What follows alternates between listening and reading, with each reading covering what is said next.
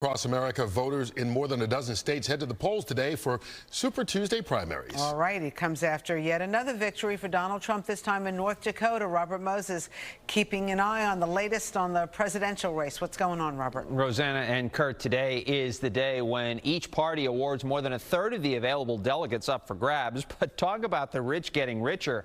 Both frontrunners will likely only further cement their status as such and get closer to officially clinching their respective nominations. Voters in 15 states, including California, Texas, and Massachusetts, and one territory, American Samoa, cast ballots today on the most delegate-rich day of the primary season. One caveat here, in Alaska, only Republicans are voting. Former President Donald Trump will likely waltz to victory in every Republican race. He did exactly that in the North Dakota caucus yesterday.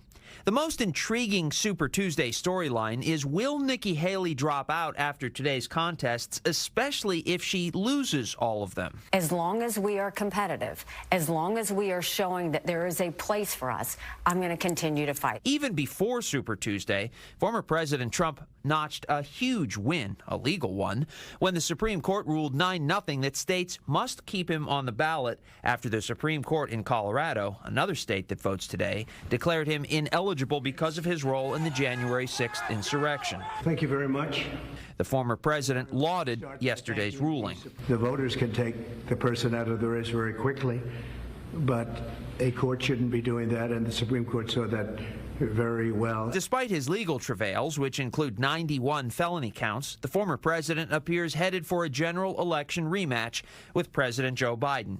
The president faces no serious challenge anywhere today, though voters will cast ballots in Minnesota, the home state of Congressman Dean Phillips, a long-shot candidate.